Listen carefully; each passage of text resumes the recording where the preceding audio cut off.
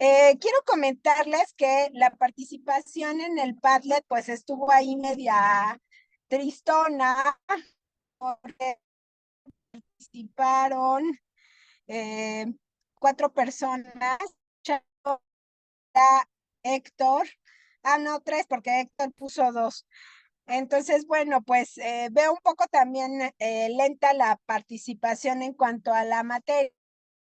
Bueno, eh, al revisar un poco las 4 participaciones que ya califiqué en la plataforma sobre la segunda tarea calificada, dije, bueno, pues creo que lo que necesitamos es comentar un poco de estos mecanismos que están fuera de nuestros estados y que nos pueden dar la posibilidad de atender de mejor manera los derechos humanos de las personas.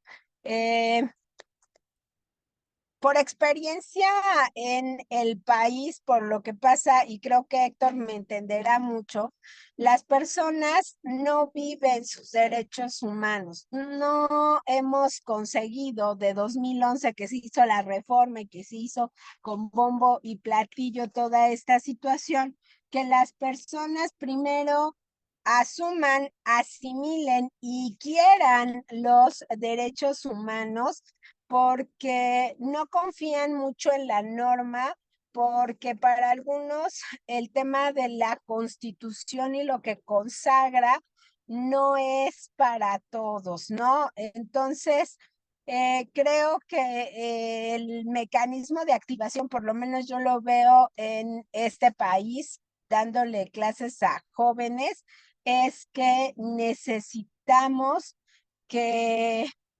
las personas sean educadas con esta perspectiva de derechos humanos.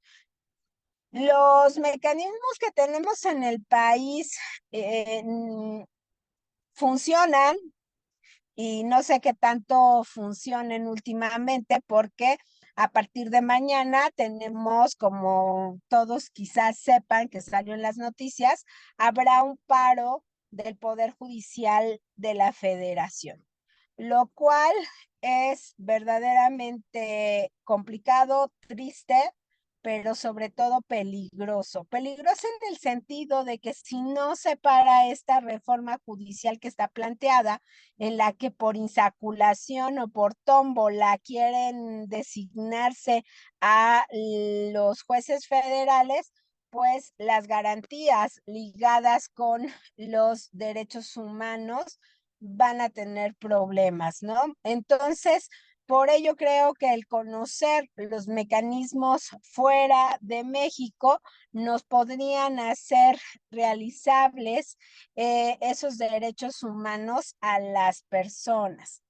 Si estos mecanismos me permiten alcanzar una máxima eficiencia de los derechos, pues ya entonces podré hablar de que efectivamente lo que está en la Constitución puedo hacerlo realidad. Es decir, yo voy de afuera hacia adentro, porque aquí adentro me quedan una serie de cosas a deber, ¿no? Entonces,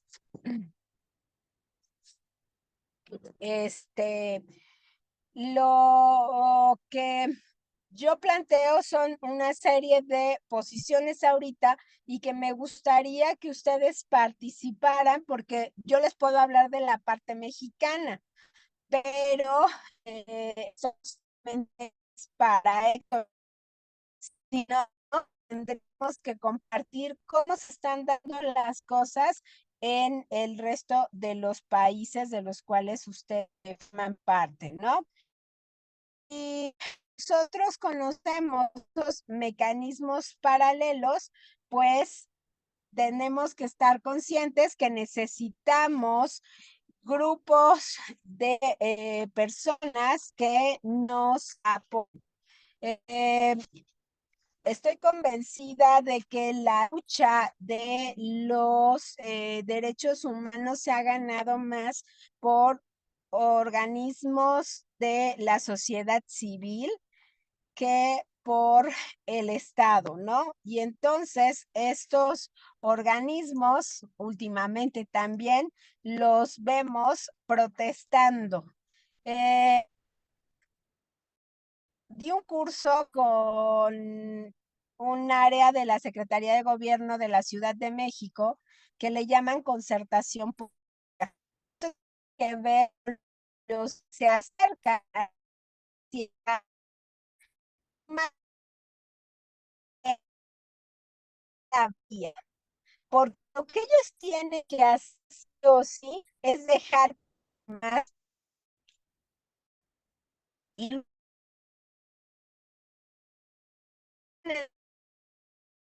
de las elecciones que participó nuestro actual presidente y que cerró 43 días Reforma e Insurgentes. Entonces, bueno, esta protesta social a ellos les da mucho gusto en el sentido de que con eso los escucharon, pero ahora dicen ya de parte del gobierno, ¿por qué protestas? ¿Por qué cierras las calles?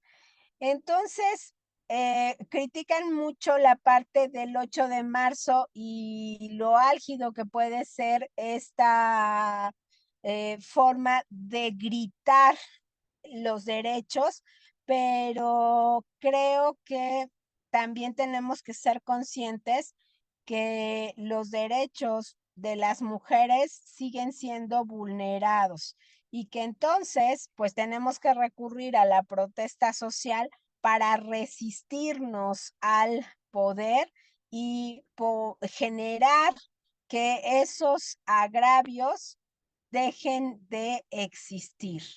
Si yo tuviera canales institucionales eficaces, pues no tendría que protestar porque todo funcionaría de la misma manera que para las demás personas. La realidad es que no es así, que cuando estamos hablando de una circunstancia en un país que se dice democrático, pues no todos, todas y todes estamos representados. Entonces, este contexto sociopolítico desde el que yo lo veo, protestar, el grito desesperado de ciertos grupos, estoy hablando de las mujeres, y lo que necesitamos son esas oportunidades políticas para poder decirte qué es aquello con lo que no estás cumpliendo. Protestas, esta, sí, aquí se quejan mucho que pintan los monumentos, que rompen, que hacen y demás, pero pensemos en las mujeres que están peleando porque a su hija se la llevaron quizás para trata de blancas y que tiene años que no la ve. Ya no hablemos de madres desaparecidas, digo, de madres buscadoras que no encuentran a sus hijos y que también no hay esa voluntad política de darles un espacio y de ayudarlos a encontrar a sus familiares.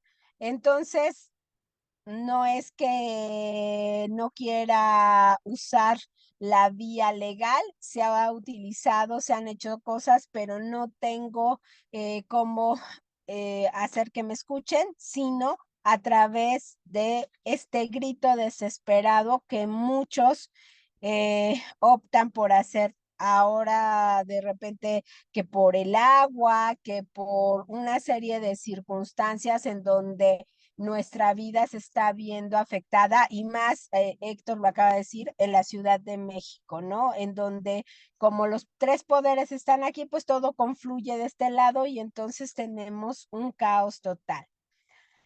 La pregunta que yo les hago es, ¿en tu país hay protestas? ¿Cuáles son los temas por los que hay estas protestas? ¿Alguien quiere participar? Héctor, ¿se vale participar? Bueno, sí, sí, sí, como para ir iniciando, pero sí, a mí también me interesa mucho escuchar a las compañeras de los otros países, compañeras y compañeros.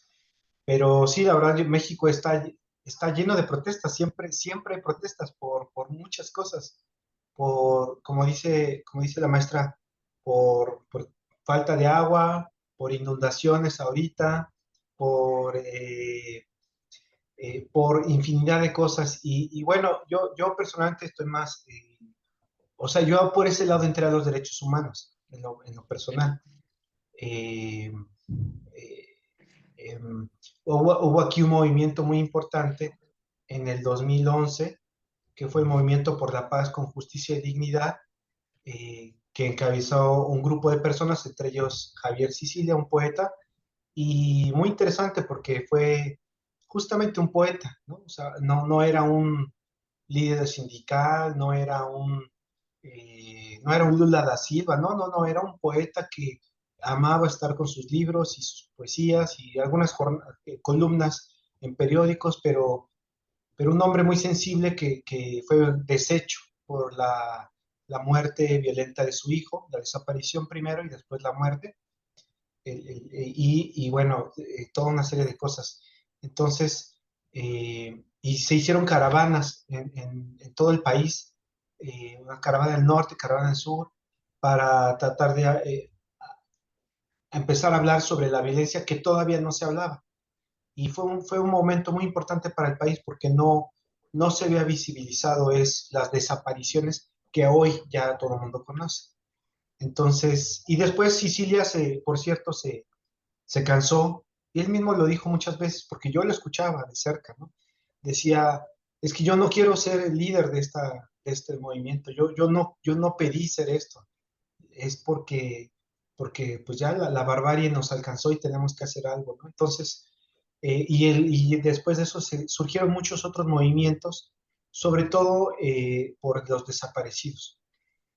Y luego eso fue en 2011, y luego vino en 2014 la desaparición de los 43 de Ayotzinapa, que también conmocionó al país y a prácticamente toda la opinión internacional, y pues fue una verdadera brutalidad, ¿no? Y el papel de nuestras autoridades fue muy deplorable, y ahí afortunadamente los padres, los familiares, se asesoraron muy bien de organizaciones de derechos humanos, y, y pudieron solicitar a la Comisión Interamericana, llevaron el caso a la Comisión Interamericana, y al mismo tiempo también pidieron el apoyo del Grupo Internacional de Expertos Forenses para hacer las investigaciones. Y bueno, al final se hizo algo conjunto muy interesante, que después de unos pocos años se reveló que pues el gobierno había mentido a todo el mundo, a los padres, al país y a todo el mundo, porque eh, los, lo que, lo que los muchachos no los habían quemado, como había dicho por ahí la autoridad, sino que fue otra cosa lo que había pasado, ¿no? Entonces, es un país yo digo, bueno, es un tema muy largo, ¿no? Pero es un país donde se vive mucho el enojo, la indignación, eh, y no por nada también aquí surge el zapatismo, ¿no? En el 94, y que sigue y perdura y sigue con fuerza, y que nos ha enseñado a un concepto muy valioso que yo nunca olvido y que siempre lo tengo muy presente, y creo que todos y todas, que es el de la digna rabia. O sea, la digna rabia. Bueno, ahí, por ejemplo, hace unos años también salió un libro en Francia de un excombatiente, de la resistencia francesa, ahorita me acuerdo el nombre, pero que escribió un libro sobre la indignación, pero, y él lo habla a título personal, como un hombre que ha ido viendo cómo avanzó el siglo XX y todo eso, que decía a las nuevas generaciones, pues no hay que perder la capacidad de indignarse. Entonces, pues eso sin querer nosotros ya lo hemos vivido desde hace muchos años. Vivimos en un país lo voy a decir así, puede ser muy dramático, pero siempre terminamos diciendo lo mismo, y es que hay mucho de verdad en ello. Es que vivimos en un país donde constantemente atropellan nuestra dignidad, ¿no? Entonces, y ya sea uno u otro gobierno también, ¿eh? Y entonces por eso aquí hay una hay una fuerte conciencia social, hay una fuerte, ¿cómo le llaman? Reserva moral, decía Sicilia, decía el poeta, hay una fuerte reserva moral que se levanta de la pisoteada que le dan y levanta la cara y dice, no, yo no quiero esto, ¿no? Y entonces hay también espíritu combativo, ¿no? Combativo, y que por eso hemos ido aprendiendo a cerrar calles, a hacer comunicados y profesionalizarnos en el tema de los derechos humanos para luchar por la transformación del país. Pero bueno, más o menos, eso es algo. Muy valiosa tu participación, Héctor, porque justo comentas el caso de Sicilia, que después es asesinado, ¿no? O sea, creo que tenemos un problema grave entre el gobierno y los ciudadanos, porque si dices lo que no está bien, entonces hay que eliminarte, ¿no? Y eso es terrible en un país democrático. Eh, Había otra cosa que iba a comentar de tu comentario, pero dije, "Ah, ya se me fue porque me quedé con eso". O sea, en México tenemos muchos problemas de desapariciones, tenemos muchos problemas de esa vulneración constante del Estado, y si no estás con organizaciones internacionales, de repente no puedes luchar igual. Y hay un punto importante en lo que tú decías. Muchas de las personas que defienden derechos humanos en este país es porque fueron vulnerados ellos o su familia, ¿no? Y creo que nos hace falta mucha conciencia para educar a las personas, a los niños. Yo tengo la esperanza de que a los niños se les eduque en el tema de derechos humanos y ya no se hagan tantas atrocidades como las que hemos vivido. Gracias, Héctor, te lo agradezco. ¿Quién más quiere compartirnos las protestas y los temas por los que protestan en su país?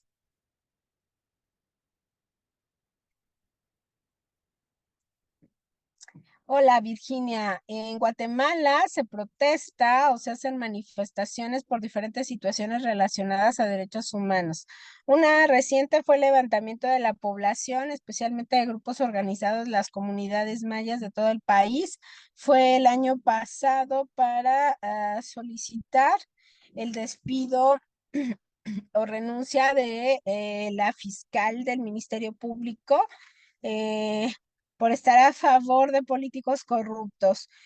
Fueron casi todo el mes de octubre, 2 semanas consecutivas para toda la economía del país, y parte de noviembre sin ninguna respuesta. Esto es verdaderamente terrible, que nosotros gritemos y exijamos al gobierno que haga lo que le corresponde y no sucede, ¿no? Ahorita les decía que estoy dando un curso sobre Ley General de Responsabilidades Administrativas, es el segundo día, y les digo, oigan, ¿ya se dieron cuenta que el Estado son ustedes? Y entonces ya al final de la clase, después de una serie de reflexiones, me dice una, oiga, nunca había pensado que yo era el Estado personificado. Sí, y lo que tú hagas genera el bienestar o el malestar en muchas de las personas. Creo que ahí está en este punto que nos dice Virginia. O sea, y de verdad nadie tomó conciencia de lo que estaba pasando. Es terrible, terrible, terrible. ¿Alguien más?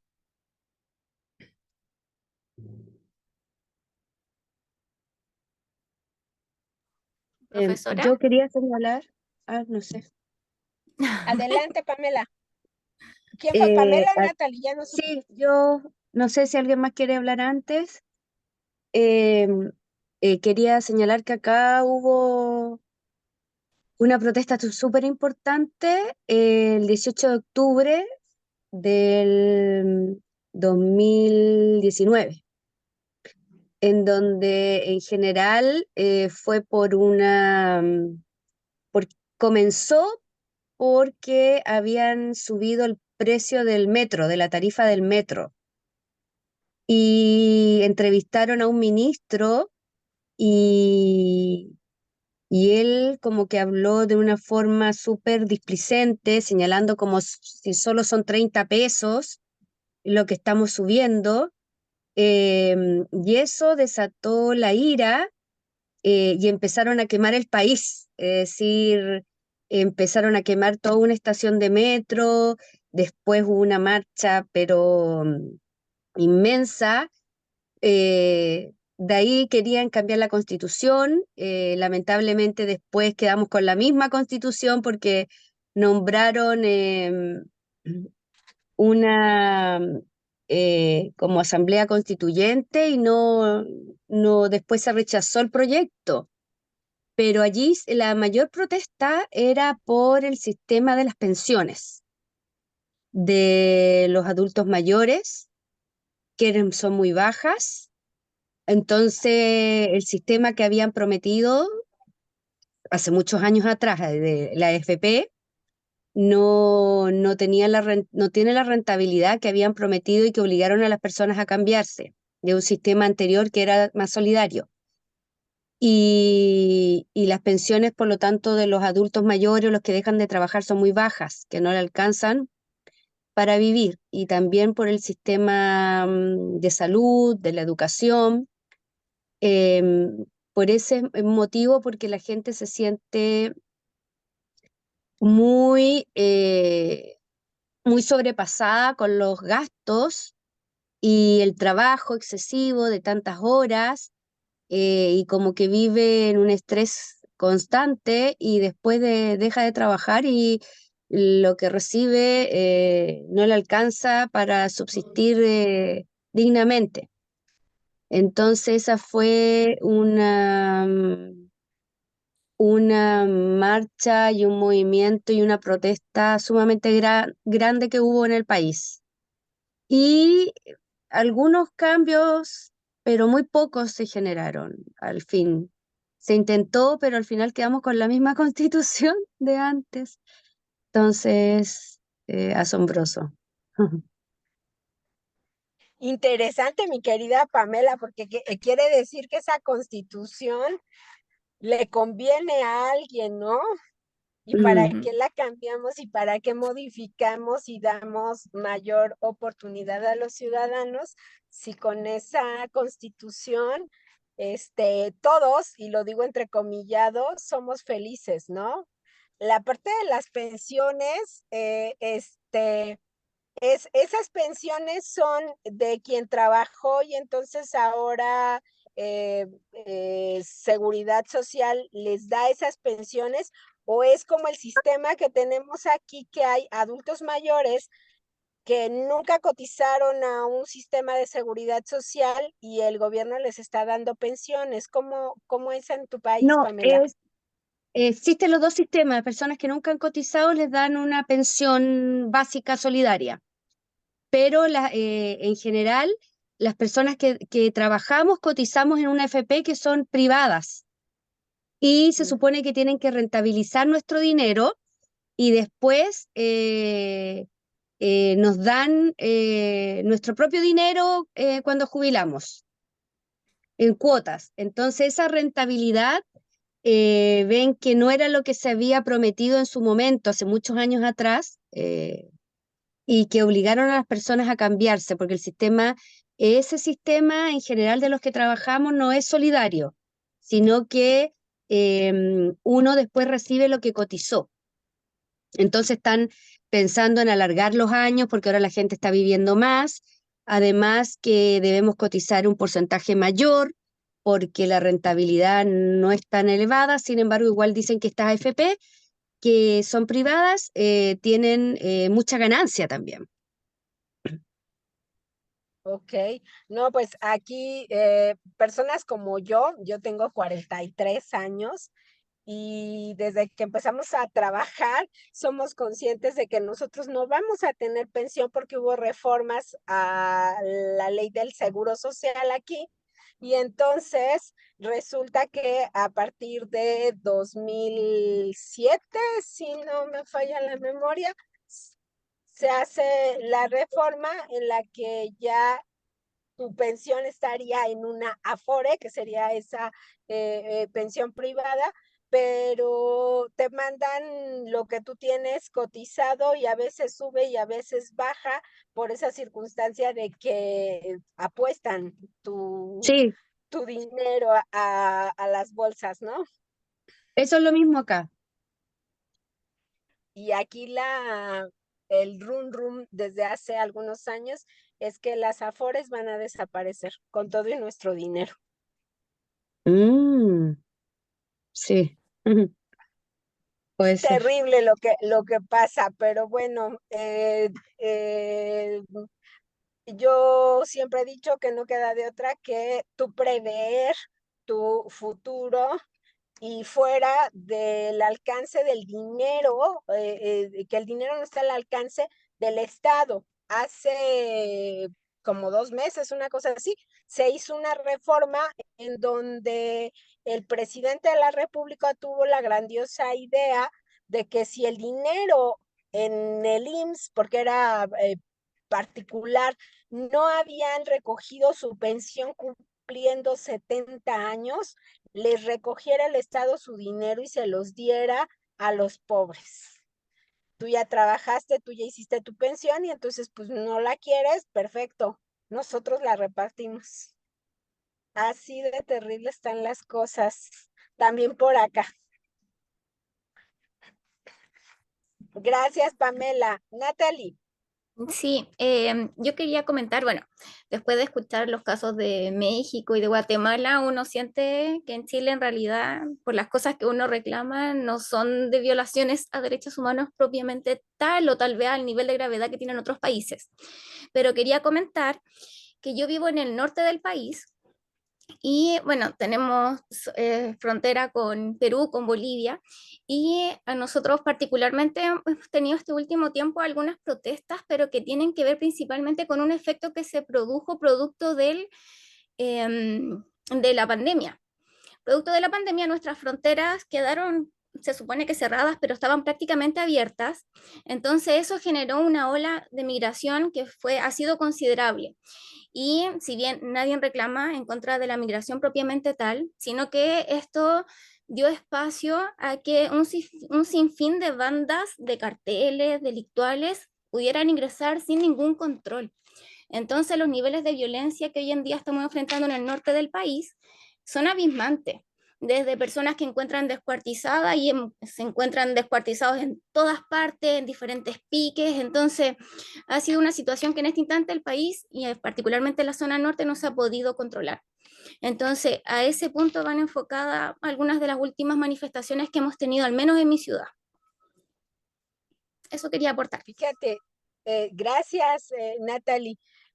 La migración al final por diferentes cuestiones, quizás como la más representativa era por cuestiones económicas para mejorar, y digo, México sabe mucho de eso, yéndose a Estados Unidos, pero las migraciones por violencia son terribles y tienen a México también un poco menos que en tu país, porque aquí quienes descuartizan y quienes todo lo hacen los cárteles, ¿no? Por el tema de la droga. Hay mucha gente migrante que es captada por los cárteles de la droga que los utilizan y después justo los desaparecen, ¿no? Entonces, yo diría que sí es una violación grave porque estás atentando contra la vida de las personas eh, que estaban en su país o que fueron a ese país a buscar una vida mejor, pero los maleantes no paran, ¿no? Los maleantes no se detienen en la frontera y generan también problemáticas, ¿no? Aquí hay mucha migración interna, hay mucha migración a grandes ciudades por esas circunstancias de violencia, principalmente por droga o por trata de personas, ¿no? Entonces sí creo que es una circunstancia grave que afecta y que al final va a cambiar la constitución del lugar donde vives, ¿no?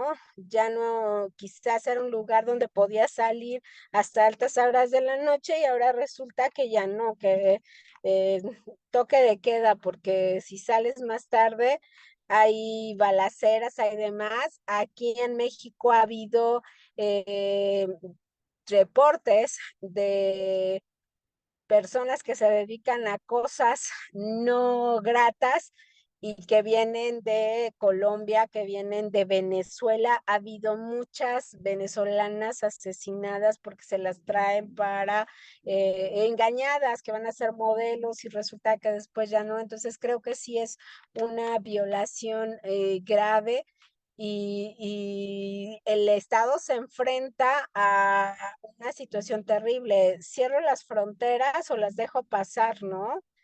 Porque aquí a México pues no hay mucha opción de dejar pasar porque vienen y vienen y vienen y ha habido pues enfrentamientos entre los migrantes y el gobierno o los representantes del gobierno mexicano, pero sí es preocupante lo que pasa en tu país, ¿no? Con el tema de la migración, se transforma todo. Gracias, Natalie. ¿Alguien más que quiere participar?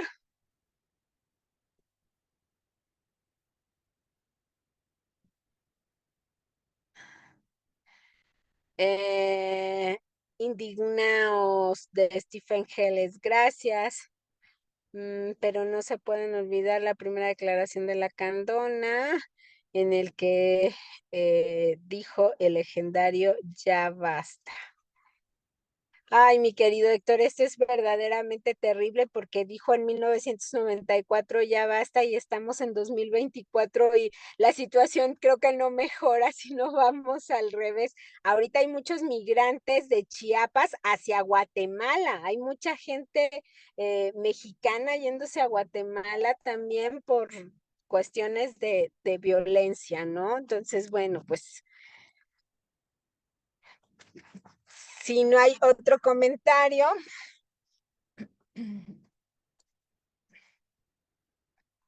Tengo un mensaje, déjenmelo abrir. Gracias, Virginia, es muy cierto, nosotros también migramos a otros lados. Estos problemas justo que estamos planteando, pues tiene una mayor probabilidad de ser reconocido, de evidenciar los problemas que generan y para ello necesitamos a la sociedad civil, las redes de víctimas que son poderosísimas porque ya no tienen nada que perder, ya perdieron todo y entonces no queda más que seguir luchando, ¿no? Y en el tema del colectivo de abogados, también hay muchos grupos de abogados que trabajan en favor de los derechos humanos, ¿no? Quienes están inmersos en estas redes sociales con otros individuos y organizaciones, pues se movilizan y eso ya analizándolo, pues hay un historial previo de ese activismo. Eh, los movimientos sociales pueden iniciar como protestas aisladas y que más adelante se van vinculando a la movilización social. Creo que el organizarnos, creo que el armar colectivos nos puede ayudar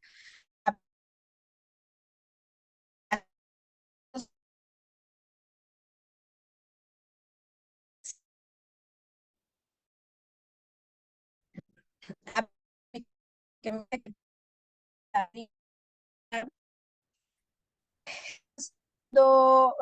nosotros somos conscientes de esa serie de violaciones y más cuando las padecemos, creo que tenemos la posibilidad de mediante formas no institucionales generar arreglos con las autoridades e ir cambiando esos códigos culturales.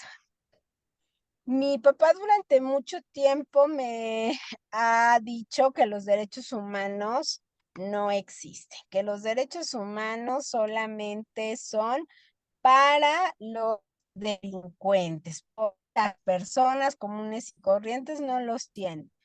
Y lo que yo he intentado a lo largo de todas las clases, ya sea con servidores públicos, ya sea con mis alumnos en la universidad y demás, con mis sobrinos o con los niños a mi alrededor, es empezar a generar ese código cultural de que el derecho humano existe, de que el derecho humano se tiene que defender, que no me puedo quedar sentada ¿qué hago? No, tenemos que generar una serie de movimiento interno en las personas para poder defender los derechos humanos. Si no este ente pues muchos se enojen, vamos a hacer que la política pública se nos aplique, a lo mejor con cierta represión, pero también es una realidad que como comunidad va a llegar un punto en el que vamos a convencer a los demás y vamos a tener políticas públicas, vamos a tener acciones de gobierno generadas por personas que ya se dieron cuenta de que urge un cambio en la sociedad. Ustedes plantearon ciertos ejercicios. Algo que vi en el planteamiento de estos ejercicios fue que no habían participado algunas, otros veo el movimiento desde fuera, pero aún así visto desde fuera este movimiento, ustedes tienen identificados a colectivos o a grupos de víctimas, a grupos de abogados o ONGs que apoyaron a las personas en esta defensa de sus derechos humanos y que creo que los que pusieron ustedes fueron casos de éxito. ¿Alguien tiene identificados estos que participaron o no tienen claro cuál fue el organismo que los apoyó? ¿Por qué planteo esta pregunta si estamos hablando de esos colectivos que apoyan a las demás personas que ya hay grupos muy sólidos, defensores de los derechos humanos que garantizan el mejor acompañamiento de las víctimas? Cuando no tenemos identificados a estas personas, pues entonces vamos a ir de alguna manera dando tumbos. Creo que es importante que cuando vayamos a defender un derecho humano o el derecho humano de alguien más, tengamos claro quiénes son los que nos pueden dar esa solidez en la defensa de los derechos humanos.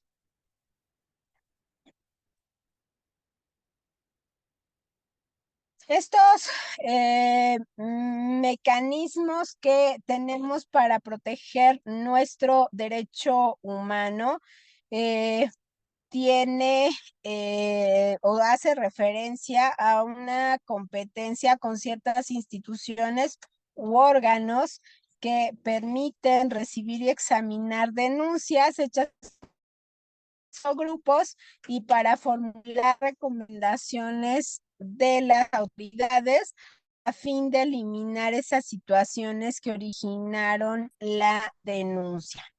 Cuando yo hablo de violación a derechos humanos a mis alumnos y les digo que esto tiene que ver con una serie de derechos que quizás no visualizamos como derechos humanos, encontramos aquí en México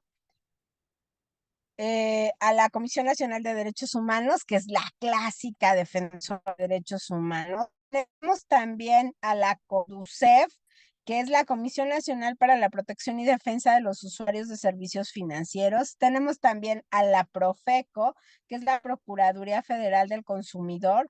Tenemos a la Procuraduría de la Defensa del Contribuyente, la PRODECON, que ahí ya no puse, la COFESE, que es la Comisión Federal de Competencia Económica, tenemos el Instituto Federal de Telecomunicaciones, el IFT, y tenemos también al, perdón, al INAI. Todos estos son derechos humanos que me van a garantizar una vida digna. Pero ¿quiénes realmente acuden a estos organismos? Muy poca gente.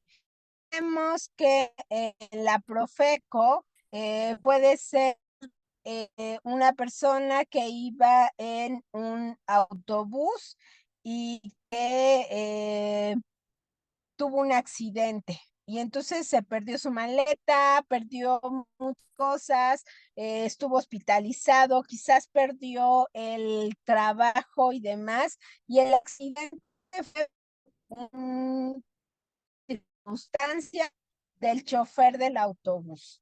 Se supone que ahí la empresa que contrató a ese chofer tiene una serie de seguros que cubrirían todo eso, pero hay quienes no lo conocen. No solamente podemos hablar de una violación a derechos humanos con respecto a violaciones graves a derechos humanos. Eso también es una violación a los derechos humanos, eso también tendríamos que entenderlo y tendríamos que hacer. En el caso de la FESE, la económica, pues hay muchos a los que dicen, ¿y yo para qué me meto eso? Bueno, pues si viéramos precios de ciertas cosas y demás, pues podrías revisar si verdaderamente todos los productos y en el precio y la calidad y demás, que también ahí entraría a la par la Procuraduría del Consumidor. El IFT con el tema de las telecomunicaciones es importantísimo. El que bajaran en México las tarifas de los celulares tardó muchísimo. Un monopolio auspiciado por el Estado, en donde una compañía celular pues es la que daba el servicio a todos. Había, o todavía hay, no sé, no he visto el comercio, pero dice todo México es territorio Telcel. Cuando se hacen las reformas en telecomunicaciones y entonces le empiezan a amarrar las manos a Telcel porque abusaba de los usuarios y le ordenan que dé sus antenas para que los demás prestadores de servicios también pudieran darlo, pues bueno, hicieron hasta lo imposible para no cumplir, pero eso ha beneficiado a las personas. Entonces creo que es importante en luchas quizás que parecieran nada alentadoras. Nosotros busquemos una vida mejor con este tipo de organismos que protegen la integralidad de una persona, ¿no? ¿Qué organismos de protección conocen? ¿Han acudido a alguno? ¿Y cuál es la experiencia sobre la protección de los derechos humanos en este tipo de organismos, digo, similares a los que quizás ustedes tienen en su país? Entonces, ¿ustedes conocen algún organismo similar a este que les puse en la diapositiva anterior?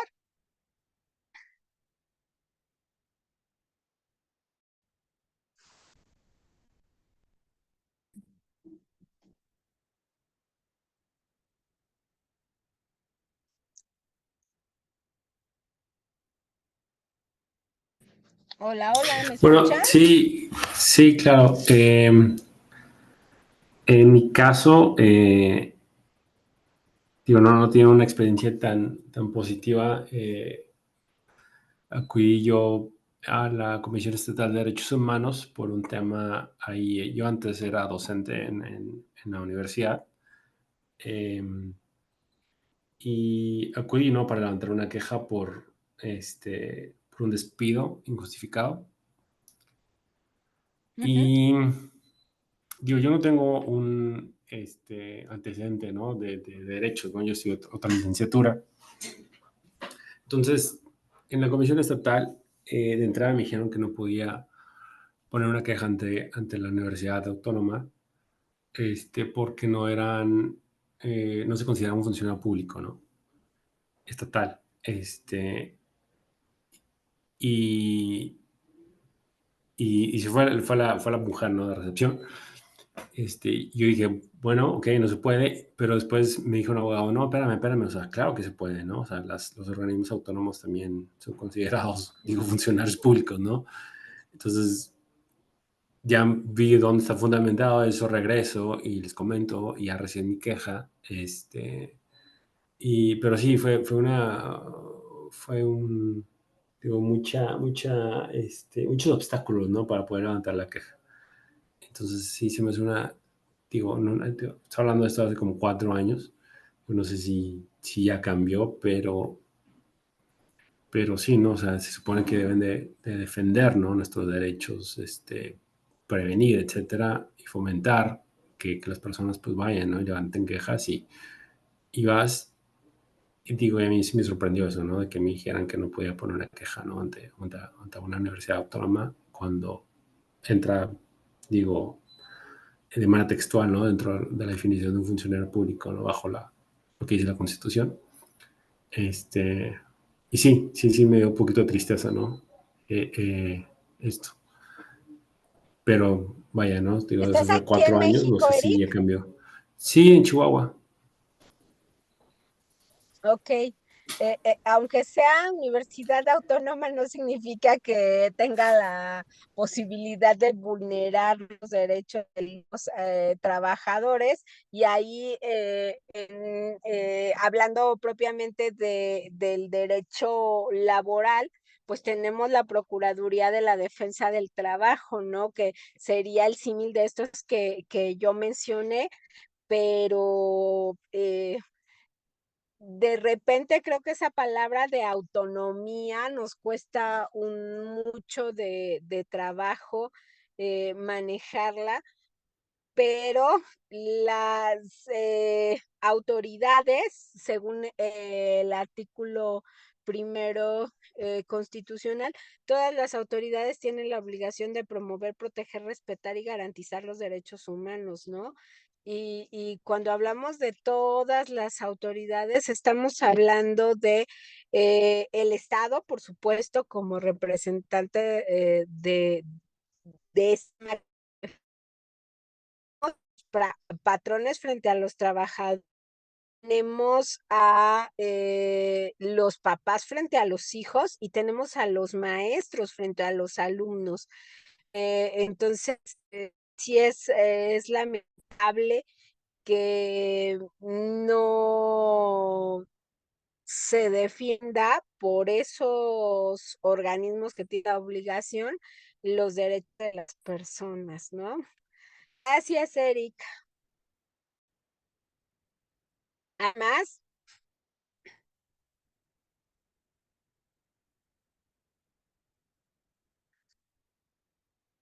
bueno, sí, Pamela. Sí, acá en Chile está el Instituto Nacional de Derechos Humanos, que en realidad yo lo conocí hace poco, pero yo nunca he acudido. Sin embargo,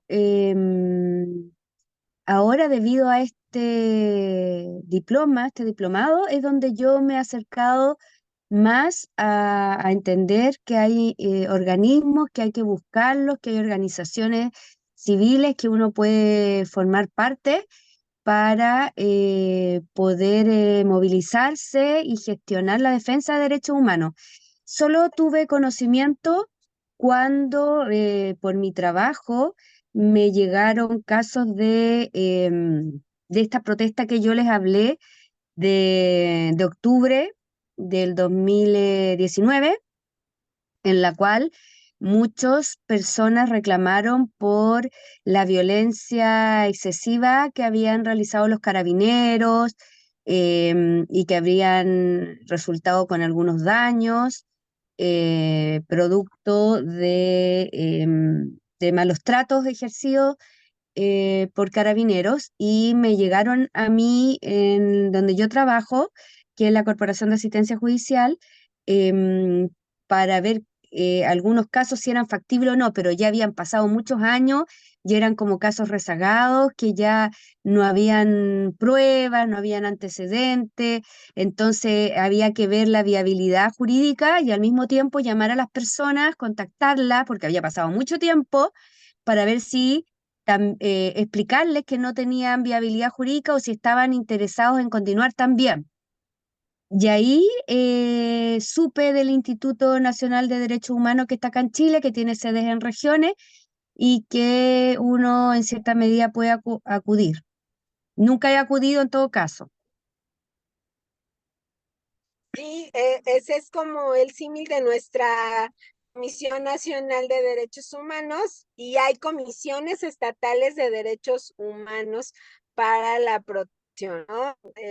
Aquí quizás me fue, pero este sexenio quien encabeza la comisión, que es hermana de una persona desaparecida en los años 70, pues no ha hecho mucho por los derechos humanos. Se dice que la Comisión de Derechos Humanos está desaparecida, y creo que eso es lo más terrible, ¿no? Entonces, pues tenemos muchos organismos en México de defensa de derechos humanos, pero no funcionan. Y entonces, pues no sé, a veces si eso, tenerlos y que no funcione, sea lo mismo que no tener defensa de derechos humanos, ¿no? Es terrible. Gracias, Pamela. Héctor dice, en el caso de México también podemos considerar a las misiones estatales de derechos humanos y el Sistema Nacional para el Desarrollo Integral de la Familia. Sí, es cierto, en ellos a las infancias.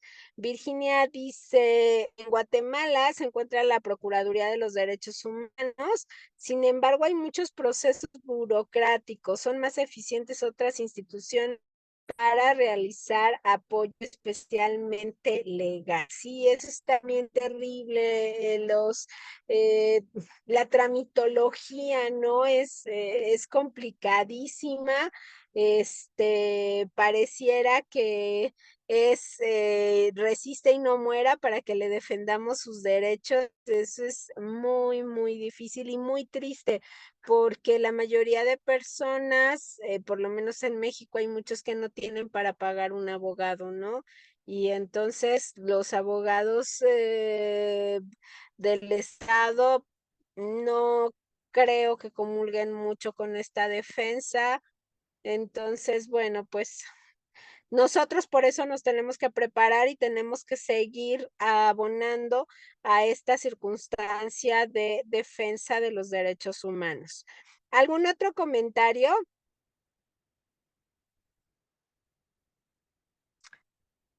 Bueno, la obligación a partir de la firma de tratados internacionales, el Pacto de San José o la Convención sobre Derechos Humanos, exige que se prevenga, se respete, se promueva, se garantice y se protejan los derechos humanos. Pero ¿quiénes están obligados a hacerlo? ¿Qué opinan ustedes? ¿Solamente es el Estado quien tiene que hacer esto? ¿O también los ciudadanos tendrían que tener conciencia de este mandato? ¿Y quiénes más tendrían la obligación de promover, respetar, proteger, garantizar los derechos humanos? Virginia dice todos y todas. Tenemos que ir modificando esta situación en la que le atribuimos todo al Estado. Sí, el Estado es responsable de muchas circunstancias, pero también es cierto que en el ámbito, pensemos, de las infancias, los primeros responsables son los papás. Los papás somos responsables de que el hijo tenga límites, de que el hijo resuelva sus circunstancias sin maltratar, sin golpear a los demás. Cuando nosotros no ponemos esos límites como la autoridad máxima frente a los hijos, tenemos juventudes violentas, juventudes que se la pasan atacando a otras personas. ¿Y dónde está ese mandato? Es que yo no soy abogada, es que yo no me lo sé, es que, y una serie de y resulta que el Código Civil aquí en México establece deberes de crianza. Y creo que muy pocas personas los conocen, incluidos abogados, ¿no? Cuando tú tienes conciencia de que vas a tener un hijo, creo que deberías de ver cuáles son esas obligaciones con las que tienes que cumplir. Héctor dice, las universidades y las escuelas también deberíamos coadyuvar en la promoción de derechos humanos. Sí, sí, es cambiar esa mentalidad de yo me merezco todo y no soy responsable. Yo siempre he dicho que las primeras violaciones a derechos humanos se cometen cuando manejamos. Me paso el alto y entonces no me importa quién esté alrededor de mi vehículo, paso y los atropello. Ahí hay violaciones a derechos humanos de las personas que están a mi alrededor.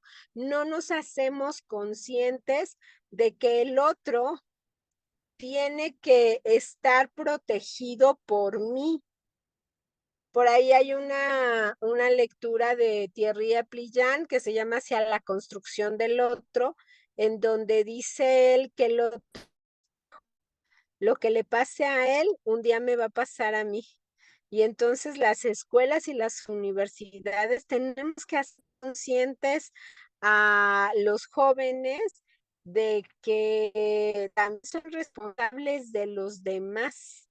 Yo tengo abogados en formación y entonces es terrorífico ver cómo se comportan y les he dicho, de verdad, si te vas a dedicar a esto, no lo hagas, mejor dedícate a vender quesadillas, pero no vulneres así a las personas, ¿no? En alumnos que empiezan a litigar y entonces dicen, bueno, pues si me paga 30,000 pesos, le llevo el asunto. Luego les pagan la cantidad que merecen. Eso creo que es también parte de prevenir, respetar, promover, garantizar y proteger los derechos humanos.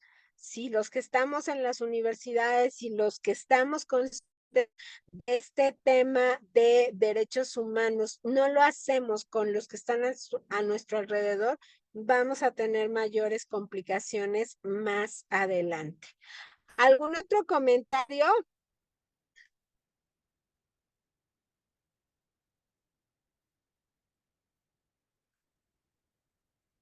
Bueno, ya para cerrar, el saber que este tipo de mecanismos, que yo lo puse justo nacional, pero que tiene sus repercusiones en el ámbito internacional, pensemos en la UNICEF, por ejemplo, que sería el símil de obligaciones que el DIF aquí en México, pues nos da la posibilidad de recurrir fuera de nuestro estado a vigilancia del cumplimiento de las obligaciones que en el caso de México firma todo lo que es posible firmar.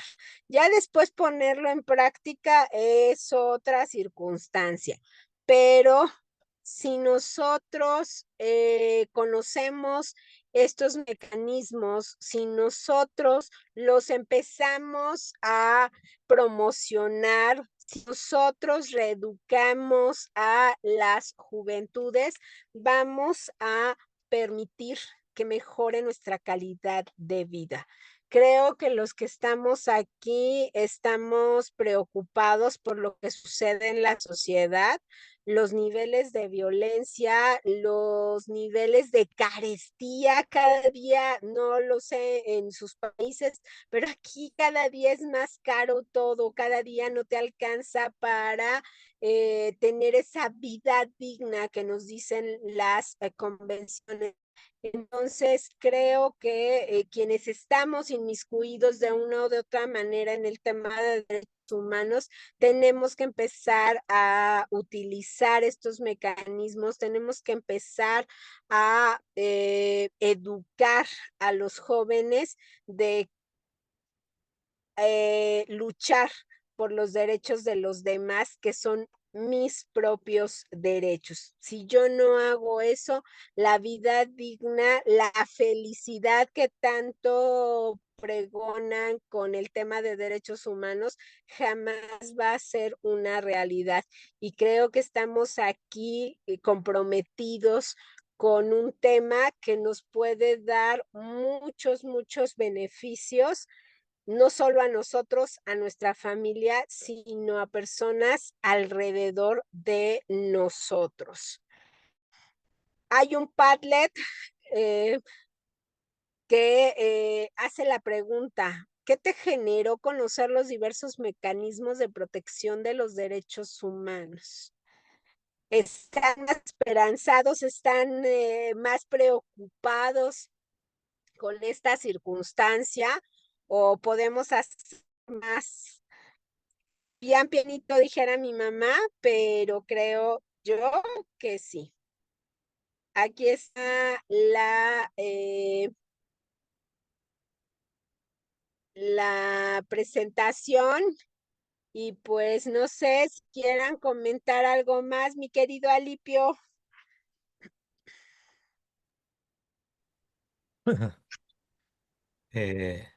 No, de mi parte, muchísimas gracias. Héctor se refiere a si se puede compartir el link por este medio, te refieres a... Claro, Al del Padlet, ¿no? sí, sí. Sí, sí, el del Padlet, por favor. Voy, lo comparto ahora.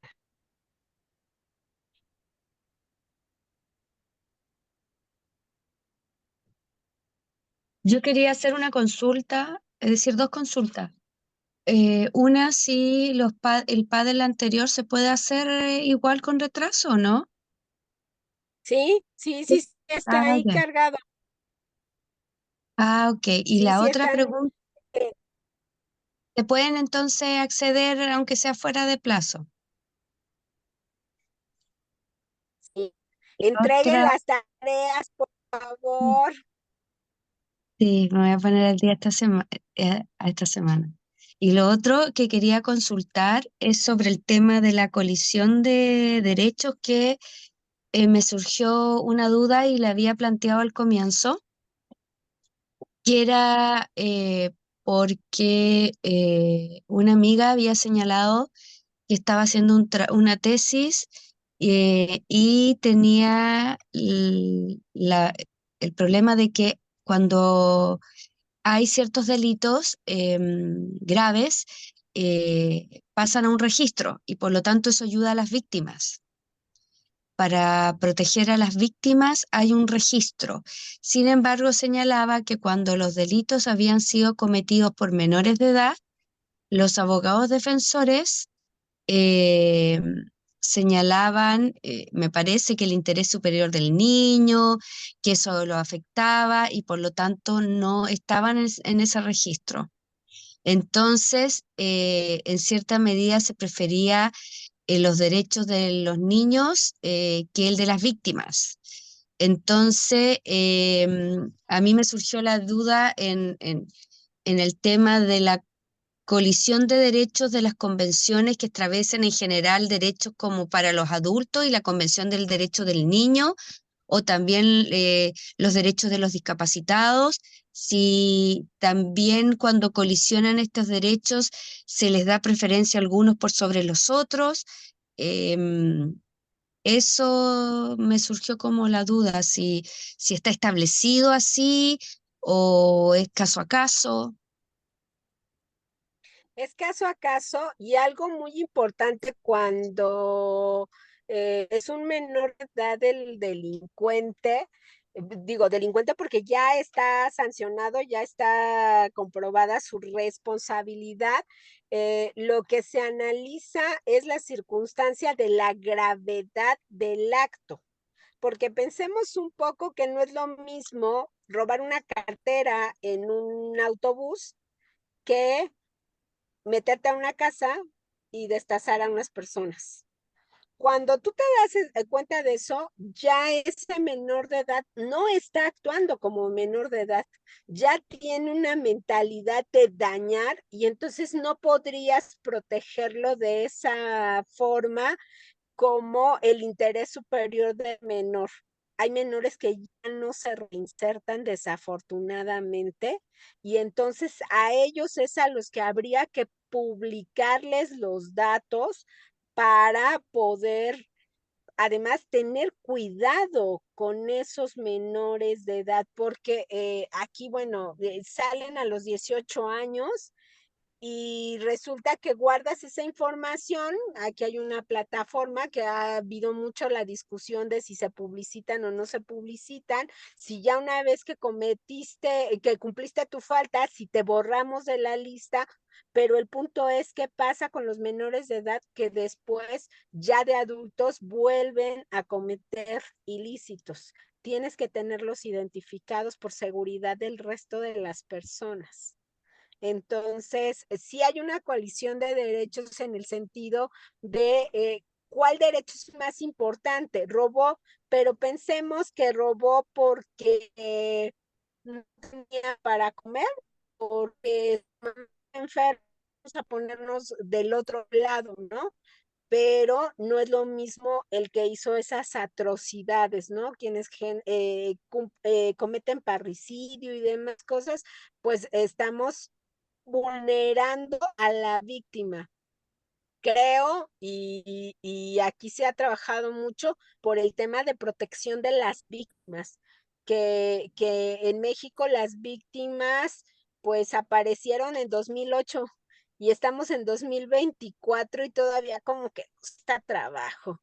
Hablar aquí de una reparación integral del daño, todavía a los abogados les cuesta trabajo. ¿Cómo que te voy a pagar tanto?